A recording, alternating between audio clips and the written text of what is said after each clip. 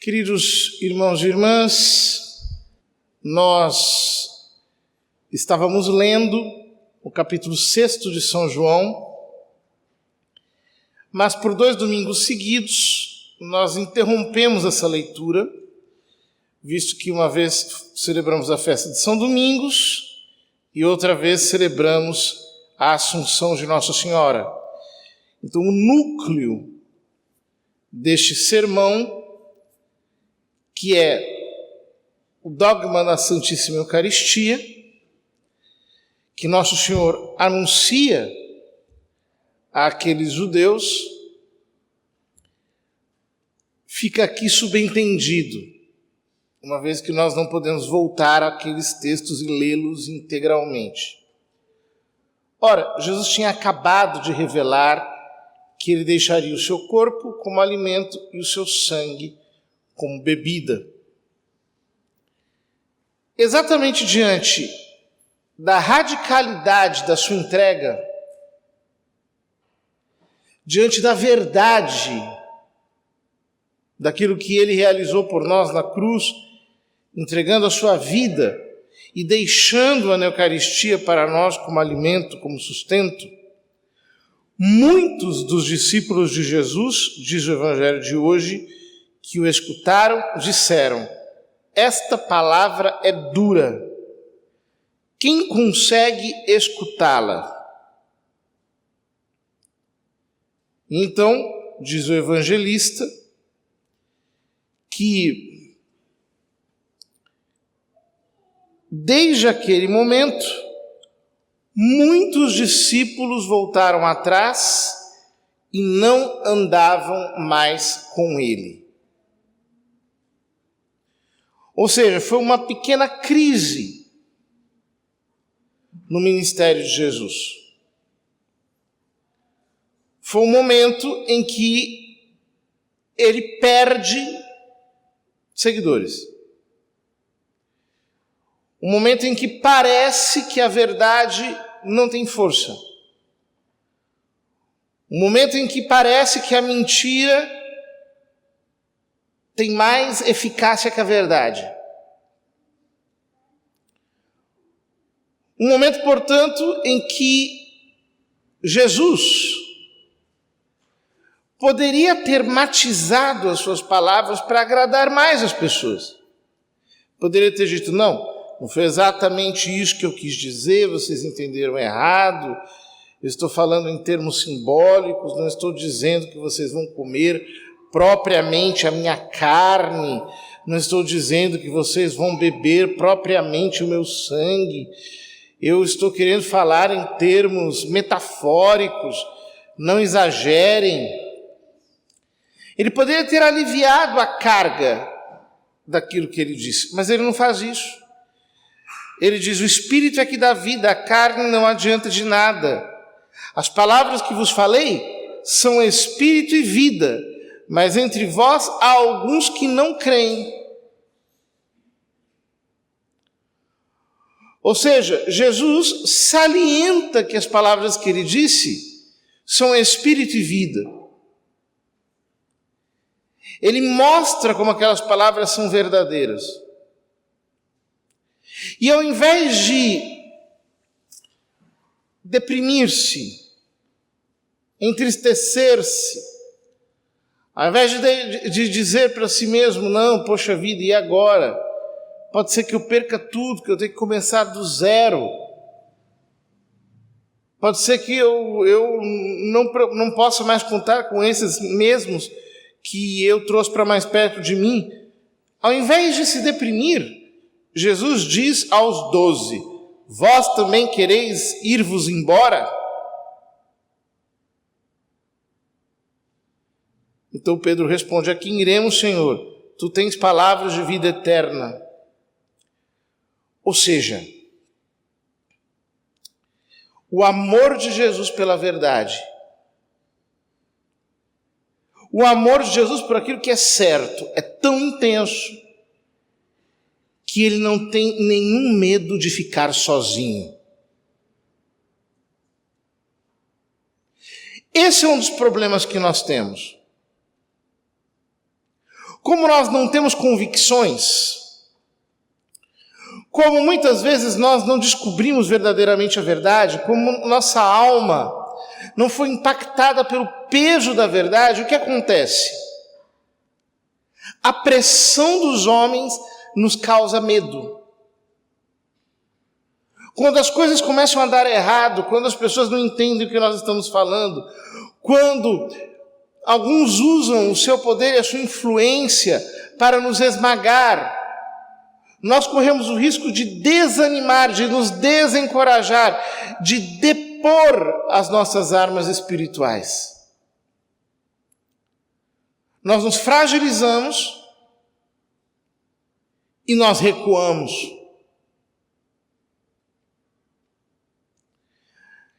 O exemplo do Evangelho nos dá demonstração daquilo que hoje em dia se chama de cultura do cancelamento. Ou seja, quando Cristo disse algo que soou mal ao ouvido dos seus ouvintes, até muitos dos seus discípulos foram embora. Não quiseram ficar mais. Cancelaram Jesus. Se escandalizaram. Ora, nós não podemos ter medo de nada disso se nós estamos verdadeiramente falando a verdade. Ou seja, quando nós estudamos a palavra, quando nós examinamos as Escrituras sob a orientação do Espírito Santo, de acordo com o magistério da igreja, com aquilo que a tradição da igreja disse ao longo de toda a sua história, quando nós estudamos e nós verificamos as coisas e entendemos que elas são exatamente como elas são, quando os nossos olhos enxergam, quando nós nos damos conta da verdade verdadeiramente, nós não temos direito de escondê-la para ficarmos numa posição confortável. Agrade-se quem se agradar, desagrade-se quem se desagradar, quem quiser deixar de seguir, tudo bem, é assim que funciona, mas nós não temos direito de silenciar a voz da verdade para ficarmos numa posição de conforto. Aquele que descobriu a verdade da palavra, aquele que sabe aquilo que é certo, tem um dever. Ele precisa dizer como o profeta Isaías: antes eu me calei, agora eu grito como uma mulher que está dando à luz. Nós precisamos abrir a nossa boca e falar por todos os lados. Ah, mas isso pode trazer incompreensão. Isso pode gerar algum tipo de perseguição. Isso pode produzir mau entendimento. Não interessa. Aquele que descobriu a verdade tem o dever de proclamá-la. Unicamente porque a verdade chegou à sua alma. Ora, obviamente, aqueles que estão do outro lado, que não têm nenhum tipo de apreço pela verdade, pelo contrário, entendem que a noção de verdade é uma noção autoritária, construída para oprimir os outros, que inventaram uma teoria que transforma a verdade numa espécie de meio de dominação. Esses vão usar todos os artifícios para tentar emudecer a verdade de Cristo. Desde ataques pessoais, até discursos que tentam desmerecer ou desmentir aquilo que é flagrantemente verdadeiro. Ações confessas, fatos históricos, afirmações declaradas, registros documentados, tudo aquilo que é tal como é. Aqueles que se opõem à verdade desviam o assunto. Ao invés de quererem discutir a veracidade do que se diz, passam para o ataque pessoal. Isso é normal. Porque a covardia da mentira não pode verdadeiramente lidar com a transparência da verdade. Então ela precisa disfarçar-se para poder, de maneira traiçoeira, investir contra Cristo. É o que os fariseus vão fazer. Não podem resistir à sabedoria de Nosso Senhor, o que farão com ele? Vão matá-lo. Vão entregá-lo ao poder dos romanos, vão acusá-lo de ter cometido um crime que ele não cometeu, vão fazer tamanha pressão sobre os romanos que não haverá jeito. Nosso Senhor, inocente, acabou por ser condenado à morte. Ele que é a própria verdade. Às vezes nós vemos pessoas inocentes, mas porque disseram a verdade, elas sofrem na sua própria carne. Em tantos lugares do mundo, são presas, são torturadas, são mortas. Estamos vendo o que está acontecendo no Afeganistão. A retomada do poder por parte dos fundamentalistas islâmicos. Quanta gente morrendo, sofrendo, sendo torturada, simplesmente por ser cristã. É assim que a mentira age. Ela não procura entender para descobrir com desapaixonamento se a verdade é esta ou aquela. Ela não procura estudar, analisar, não. Ela já parte do princípio. Essa palavra é dura. Nós não podemos escutá-la. Nós não queremos aceitá-la. Então, morte. Então, cancelamento. Então, nós vamos tirar porque nós não podemos suportar. Nós não podemos suportar. Queridos irmãos, esse capricho, essa atitude infantil, birrenta, marrenta, reproduz aquilo que acontece em muitos espíritos fingidamente hipersensíveis dos nossos dias. Hipersensíveis por quê? Porque as mesmas pessoas que prezam tanto pela vida dos animais, por exemplo, são hipersensíveis. São as mesmas que não vêem problema nenhum em matar um feto no ventre da sua mãe. Então tem uma hipersensibilidade fingida. Quando você fala de um cachorro, entram em pânico, em surto. Quando você fala da morte de um ser humano, finge que não está acontecendo nada.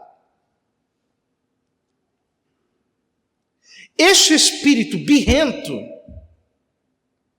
é a característica das almas das pessoas dos nossos dias, que são inconsequentes e caprichosas, que tampam seus ouvidos para não ouvir a verdade, porque aquilo não lhes convém, porque elas não querem ser tiradas da sua posição do pecado. Estão fazendo aquilo que desagrada a Deus, aquilo que é contrário à razão natural, à lei divina, à lei moral, mas não querem ser criticadas. Querem perverter os outros e às vezes perverter a sociedade inteira. Com ideologias das mais malucas, com ensinamentos dos mais absurdos, e não querem ser minimamente atrapalhados. Qualquer um que mansamente ou intelectualmente ou de alguma maneira ouse questioná-los, é tratado com esse tipo de escândalo fingido destes falsos discípulos de Jesus. Oh, essa palavra é dura. Não, isso não se pode dizer. Onde já se viu? Isso não tem nada a ver com o Evangelho. Isso não tem nada a ver com Cristo. Porque Cristo, como dizem, veio trazer o amor. O amor. Que amor? Que amor? O amor a Deus sobre todas as coisas, a quem Ele é, a sua palavra, aquilo que Ele nos trouxe como revelação, e ao próximo, querendo a sua salvação eterna, querendo que ele encontre a verdade? Ou este sentimentalismo barato de quem renunciou à verdade para agradar a vaidade dos outros?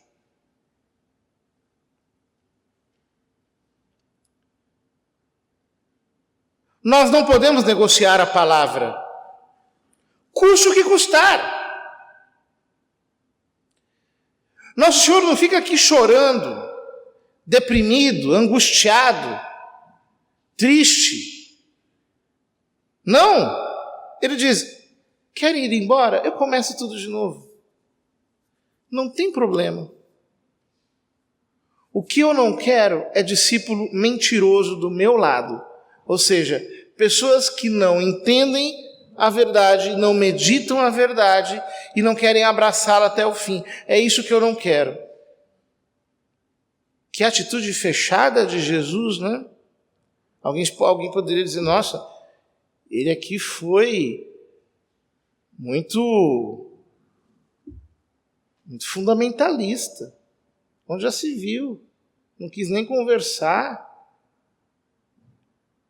Ele simplesmente expulsou, falou, quem quiser ir, se for por falta de adeus, adeus.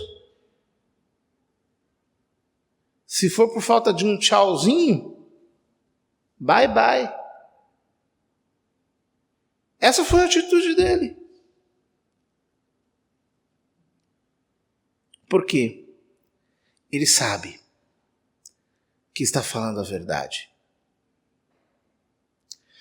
Portanto, meus irmãos, sem nenhum desânimo, há um espírito de derrotismo por todos os lados. Há um espírito de desânimo por toda parte. Claro, diante de tanta injustiça, diante de tanta perseguição, diante de tanto silenciamento, diante de tanta crítica, diante de tanto barulho, de tanta gente que tenta de algum modo afogar a voz da verdade, é verdade. Nós nos sentimos esmagados. Só que a verdade é a maior força que move o mundo. Não é a mentira. A verdade tem uma força metafisicamente superior à da mentira. As narrativas, as construções não conseguem mascarar a autenticidade da verdade. Elas não dão conta disso. É como uma pessoa, por exemplo, que quisesse disfarçar um adultério. E todo mundo começasse a dizer, não, isso não está acontecendo, isso não está acontecendo, isso não é verdade, isso é coisa da sua cabeça, né? Como diz o pessoal, chifre não existe, é uma coisa que botaram na sua cabeça, né? Então quer disfarçar, quer dizer que não tem, etc, etc, etc.